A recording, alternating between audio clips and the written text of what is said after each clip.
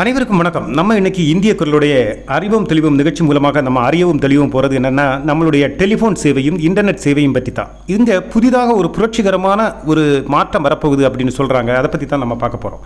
அதானது நம்மளுடைய இன்டர்நெட் அல்லது டெலிஃபோன் சேவைகள் எல்லாம் இன்றைக்கு வரைக்கும் நமக்கு டவரில் இருந்தால் கிடச்சிது. அதனால தான் நம்ம டவர் சரியாக வரல, அதனால தான் குரல் எதுவாக கேட்கல, சவுண்டு கேட்கல, இல்லைனா ஒழுங்காக ஃபோன் தொடர்பு கொள்ள முடியலை, இல்லை இன்டர்நெட் ஒழுங்காக வரல, சுற்றிக்கிட்டே இருக்குது அப்படின்னலாம் நம்ம நிறைய கம்ப்ளைண்ட்கள் எல்லாம் நம்ம எப்பவுமே சொல்கிறது உண்டு. அதுக்கு சில நிறுவனங்களையும் நம்ம குறை சொல்கிறது உண்டு. ஆனால் இப்படியெல்லாம் சில சிக்கல்கள் இருக்கிற உண்டு. இதுக்கெல்லாம் ஒரு விடிவள்ளி வரப்போகிறது, ஒரு விடிவு காலம் வரப்போகிறது அப்படின்னெல்லாம் மிக ஆணித்தரமாக உறுதியாக சொல்கிறாங்க.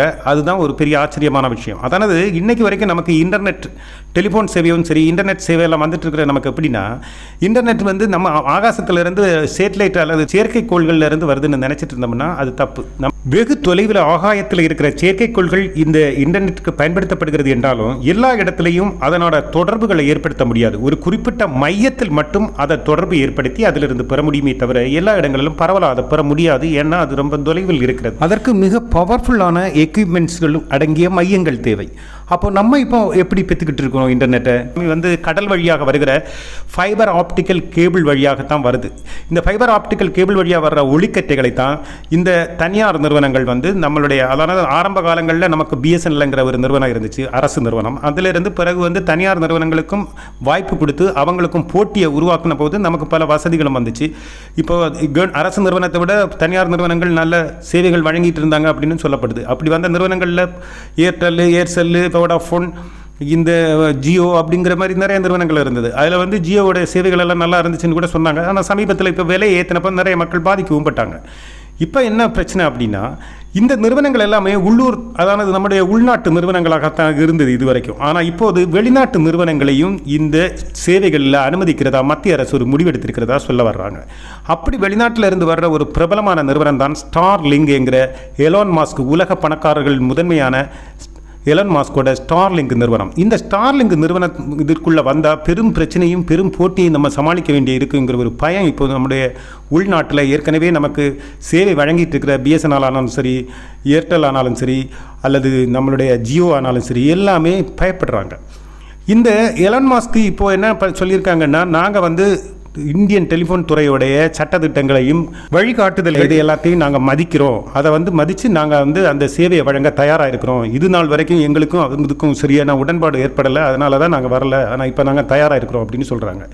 இதில் முக்கியமாக சொல்லப்படுறது எப்படின்னா, கலந்து ஆய்வு சேர்ந்திருக்காங்க இந்த வெளிநாட்டு நிறுவனங்களும் நம்மளுடைய உள்நாட்டு சேவை வழங்கிட்டு இருக்கிற நிறுவனங்கள் எல்லாமே சேர்ந்து.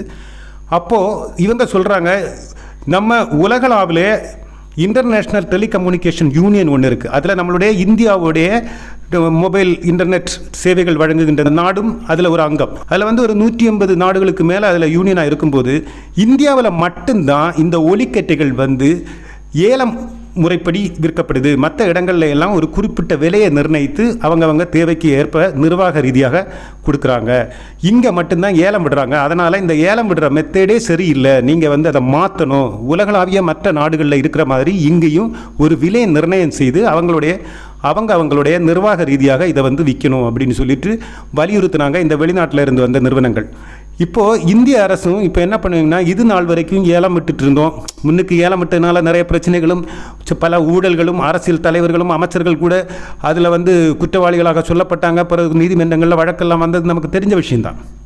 அதுக்கப்புறம் பல நெறிமுறைகளும் வழிநடத்தல்கள் எல்லாம் கொண்டு வந்து அதை கொஞ்சம் சரியாக கொண்டு வந்த ஒரு நிலைமை இருந்தாலும் இப்போ வந்து அவங்க என்ன சொல்கிறாங்கன்னா, மத்திய அரசும் இப்போ வந்து இனி ஏலம் விட வேணாம், நமக்கு அதுக்கு ஒரு குறிப்பிட்ட ட்ராய் என்கிற இதையெல்லாம் கட்டுப்படுத்துகிற இந்தியாவுக்கு உள்ள இந்திய நாட்டோட ட்ராய் என்கிற அமைப்பை வந்து ஒரு விலை நிர்ணயம் செய்யும். அந்த ட்ராய் அமைப்பு நிர்ணயிக்கிற விலைப்படி உங்களுடைய நிர்வாக ரீதியாக நாங்கள் வந்து உங்களுக்கு வந்து நிர்ணயம் செய்து அவங்க தேவைக்கேற்ப அந்தந்த கம்பெனிகளுக்கு நிறுவனங்களுக்கு தருவோம் அப்படின்னு சொல்லுது. ஆனால் இதை ஏற்கனவே நமக்கு சேவை வழங்கிட்டு இருக்கிற ஜியோவோட தலைவர் முகேஷ் அம்பானி ஆனாலும் சரி, ஏர்டெல்லோட தலைவர் சுனில் மித்தல் ஆனாலும் சரி, எல்லாரும் வந்து எதிர்க்கிறாங்க. இல்லை, ஏலம் விட்டு எங்களுக்கு கொடுங்க, ஏலத்தில் விடும்போது தான் எங்களால் வந்து இந்த போட்டிகளை சமாளிக்க முடியும், மக்களுக்கு வித்தியாசமான வகையில் எங்களுக்கு பல வகையில் வந்து இதெல்லாம் கொடுக்க முடியும், இல்லைன்னா நாங்கள் வந்து சிக்கலில் இருப்போம் அப்படின்னலாம் சொல்லி அவங்க வந்து எதிர்க்கிறாங்க. ஏலத்தில் தான் விடணும்னு. ஆனால் வெளிநாட்டு நிறுவனங்கள் உட்படையும் இன்டர்நேஷ்னல் டெலிகம்யூனிகேஷன் யூனியனும் என்ன சொல்லுதுன்னா, விலை நிர்ணயம் செய்து விற்றுக்கோங்க அப்படின்னு. இப்போ இதை மத்திய அரசு இன்டர்நேஷ்னல் லெவலில் வந்து ஒத்துக்கிறாங்க. சரி, எங்கள் நாடு மட்டும் தனியாக இப்படி ஓட வேணாம், நாங்களும் உங்களுடைய வழிகாட்டுதலை ஏற்றுக்கிட்டு நாங்களும் வந்து விலை நிர்ணயம் செய்து விற்கிறோம் அப்படின்னு. இப்போது என்ன பிரச்சனை அப்படின்னா, இந்த 2 நிறுவனங்கள், அதாவது ஜியோவும் ஏர்டெல்லும் இதை ஏலம் போட்டு தான் விற்கணும்னு எதிர்த்துட்டு இருக்கிறாங்க. அதெல்லாம் ஒரு புறம் இருக்கட்டும்.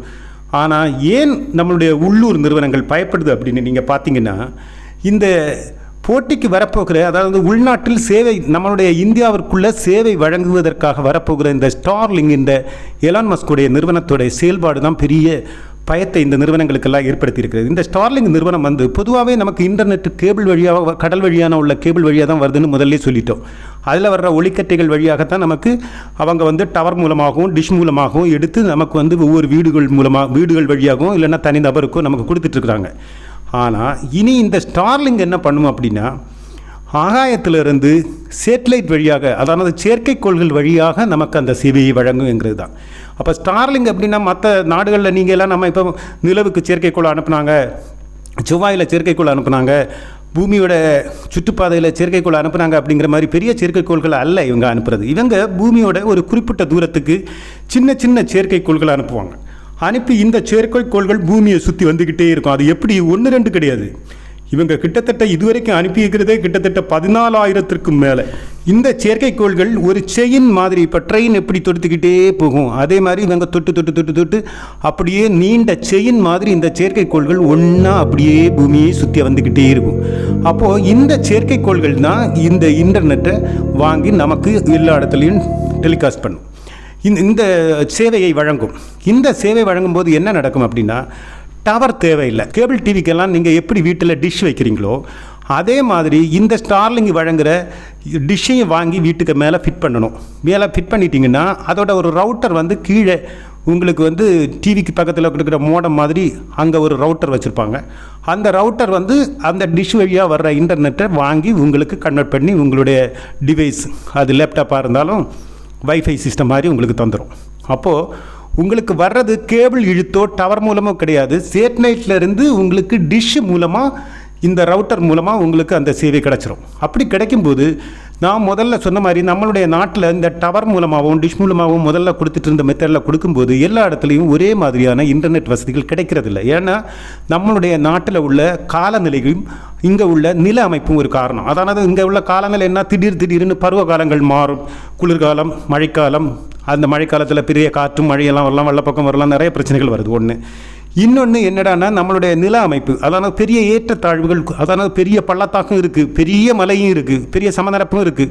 அதனால் எல்லா இடத்துலையும் ஒரே மாதிரியான இன்டர்நெட் சேவை இந்த டவர் மூலமாக வழங்குறதுல நிறைய சிக்கல் இருக்குது. அதனால் ஒரு இடத்துல டவர் நல்லா கிடச்சிது, நம்மளால் மொபைல் கனெக்ஷன் நல்லா கிடைக்குது, பேச முடியுது அப்படின்னா இன்னொரு இடத்துல நமக்கு ஒழுங்காக பேச முடியறதில்ல. அதனால் இது ஒரு பெரும் பிரச்சனையாகவே இருந்தது.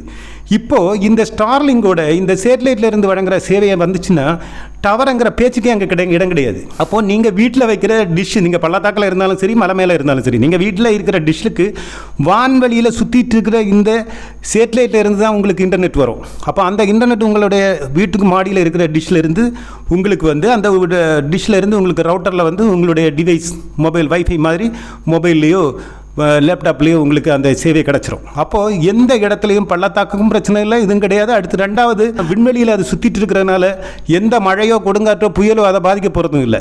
அதனால் எந்த காலகட்டத்திலையும் எந்த பருவநிலை மாற்றத்தையும் அது பாதிப்புக்குள்ளாகாததுனால அது வந்து தொடர்ந்து உங்களுக்கு அந்த சேவை எந்த சூழ்நிலையிலையும் கிடச்சிக்கிட்டே இருக்கும். அப்போது இப்படி ஒரு சூழ்நிலை வரும்போதும் இது மட்டும் இல்லை, இதோடைய வேகமும் மற்ற இன்டர்நெட் இதுவரைக்கும் நமக்கு வழங்கிட்டு இருந்த ஃபைபர் ஆப்டிக்கல் கேபிள் மூலமாக வழங்கிட்டு இருந்த அந்த இன்டர்நெட்டை விட வேகமும் அதிகம்னு சொல்கிறாங்க. அதாவது 25 MBPSலேருந்து 220 MBPS வரையிலான வேகத்தை கொண்டதாகவும் இது இருக்குன்னு சொல்கிறாங்க. ஸோ இது எல்லா வகையில் பார்த்தாலும் மற்ற வகையிலிருந்து இது வந்து மேம்பட்டதாகவும் தடையின்றி கிடைக்குங்கிறதுனாலையும் இது ஒரு பெரிய தாக்கத்தையும் பெரிய புரட்சியும் ஏற்படுத்தும் அப்படின்னு சொல்கிறாங்க. மட்டும் இல்லை, அவங்க வந்து நிறைய நாடுகளில் இந்த சேவையை கொடுத்துட்ருக்குறாங்க. இப்போ ஒவ்வொரு நாட்டையாக இந்த சேவைக்குள்ளே கொண்டு வர்றாங்க. மற்ற உள்ளூர் சேவை நிறுவனங்கள் எல்லாம் இதனால் பெரும்பாலும் பாதிக்கப்படுறதாகவும் சொல்கிறாங்க. அப்படி இந்தியாவும் பாதிக்கப்படக்கூடாதுன்னு தான் 2019 இருந்தே இந்தியா வந்து கொஞ்சம் கட்டுப்படுத்தி இவங்க எல்லாம் உள்ளுக்குள்ளே நுழைய முடியாமல் சமாளிச்சுக்கிட்டு இருந்தாங்க. ஆனால் இன்னைக்குள்ள காலமாற்றத்துக்கும் டெக்னாலஜியை புதுசாக நம்ம ஏற்றுக்கிட வேண்டிய நிர்பந்தத்தில் இருக்கிறதுனாலையும் மட்டும் இல்லை, வியாபார ரீதியாகவும் நட்புறவு ரீதியாகவும் மற்ற நாடுகளை வந்து ஓரளவுக்கு சாட்டிஸ்ஃபேக்ஷன் பண்ண வேண்டிய ஒரு நிலைமையில் இருக்கிறதுனாலையும் இதை ஒத்துக்க வேண்டிய ஒரு சூழ்நிலையில் இந்திய அரசு வந்திருக்கு. அப்படி வரும்போது இந்த புதிய தொழில்நுட்பப்படி வரும்போது மக்களுக்கு மிக பரவலான மிக வேகமான நம்ம எடுத்துக்கிற திட்ட அடிப்படையில் நமக்கு அதிவேகமான நல்ல சேவை கிடைக்கிறதுக்குள்ள வாய்ப்பு கூடிருச்சு.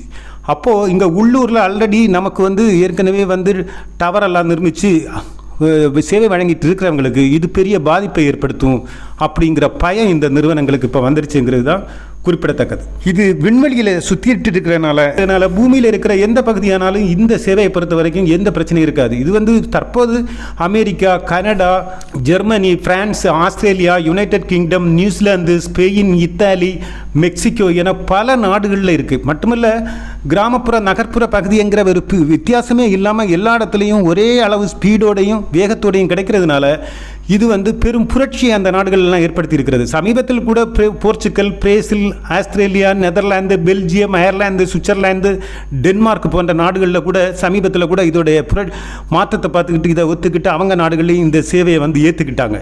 இவங்களுக்கு இந்த சேவை வழங்குறதுக்கும் பெரிய சிரமமாக இருக்காது. இந்த ஸ்டார்லிங்க் நிறுவனத்திற்கு இந்த சேவையை எந்த நாட்டில் வேணாலும் வழங்குறதுக்கு பெரிய சிரமமாக இருக்காது. ஏன்னா ஏற்கனவே அவங்க நிறைய சேட்டலைட்டுகளை விண்ணில் அனுப்பி அதுக்கு தயாராக தான் இருக்கிறாங்க. அதனால் மட்டும் அது விண்வெளியில் சுற்றிட்டு இருக்கிறனால பூமியில் உள்ள எந்த நாட்டில் எந்த பகுதியில் எந்த பள்ளமோ மேடோ எந்த பகுதியாக இருந்தாலும் அவங்களுக்கு அந்த சேவை வழங்குவதற்கு மிக மிக எளிது. 14,600 சேட்டலைட் இதுக்கு முன்னாடி அனுப்பியாச்சு.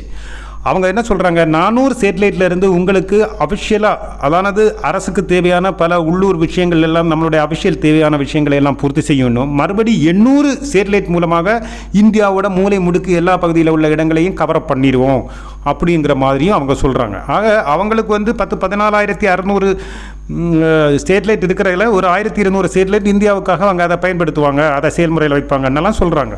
தேவைப்பட்டால் மறுபடியும் அவங்க சேட்டலைட் அனுப்பி தங்களுடைய தேவையை நிவர்த்தி செய்வாங்க.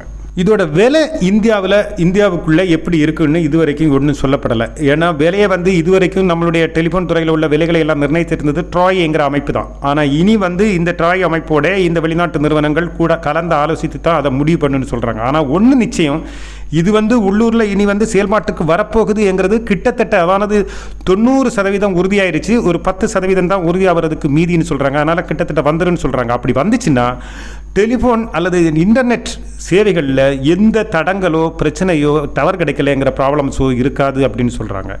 அதே நேரத்தில் அதிவேகமாகவும் ஸ்பீடாகவும் கிடைக்கும்னு சொல்கிறாங்க. அது ஒரு பெரிய புரட்சியாகவே மாறும். ஆக எதிர்காலத்தில் இனி டவர் என்கிற பேச்சுக்கு இடமில்லாமல் போகிறதுக்கும் வாய்ப்பு இருக்குது. ஆனால் இதனால் இந்த ஸ்டார்லிங்க் என்கிற நிறுவனம் செய்கிற இவ்வளவு சேட்டலைட்டுகளை விண்ணில் அனுப்புறதுனால நிறைய பாதகங்களும் நிறைய இருக்குது. அதனால் இது இனி டவர் இங்கே உள்ளூர் சேவை வழங்கிட்டு இருந்த நம்மளுடைய ஜியோ, ஏர்டெல் போன்ற நிறுவனங்கள் இப்போ தலையில் கை வச்சு உட்கார்ந்துருக்கு. ஒன்று என்னென்னா, காலத்திற்கேற்ப மாற்றங்களை நம்ம ஏற்றுக்கிட வேண்டியதும் மிக அவசியம். இன்னொன்று, காலத்துக்கு மேற்ற வேகங்களையும் வசதிகளையும் கூட்டிக்க வேண்டியதும் அவசியம். அதனால் இப்போ அப்படிப்பட்ட வசதியும் வேகமும் உள்ள ஒரு இன்டர்நெட் வசதி கிடைக்குதுன்னா அது மக்கள் பயன்படுத்துறதுக்கு தயாராக தான் இருப்பாங்க. அப்போ நம்மளும் நம்மளை மாதிரி தான் மெருக்கேற்றதை தவிர இனி இல்லை நீங்கள் எங்கள் வசதிக்கு ஏற்ற மாதிரி தான் நாங்கள் இருக்கணும் அப்படின்னுலாம் நாங்கள் நம்ம அடம் பிடிச்சோம்னா நம்ம கம்ப்யூட்டரை எதிர்த்துக்கிட்டு இருந்த ஒரு காலத்தில் இருந்த சில கட்சிக்காரர்கள் எதிர்த்த மாதிரி நம்ம ஏற்றுக்கிட்டு இருந்தோம்னா நமக்கு முன்னேற்றங்கிறதே இருக்காது. அதனால் இதையும் வேற ஏற்றுக்கிட்டு தான் ஆகணும். அதனால் உள்ளூர் நிறுவனங்களும் அப்படி மாறுறது தான் நல்லது, இல்லாமல் வேறு வழி கிடையாது. எப்படியா இருந்தாலும் இந்தியாவுக்கு இப்போ ஒரு புதிய இன்டர்நெட் அதிவேகமான தடங்களின்றி வழங்கக்கூடிய ஒரு சேவை நிறுவனம் உள்ள வரப்போகுதுன்னு பொருள். ஆக இந்திய நிறுவனங்களும் இனி அப்படி மாறுவதற்கு முயற்சி செய்யும் அப்படின்னு நம்மளும் எதிர்பார்க்கலாம். மக்களுக்கு அது ஒரு சந்தோஷமான செய்தியாகவும் கூட இருக்கு. விண்வெளியில் இவ்வளவு சேட்டலைட் அனுப்புறதுனால நமக்கு நிறைய பாதகங்களும் நிறைய இருக்குது. அதை பற்றி இன்னொரு பதிவில் நமக்கு அலசலாம்.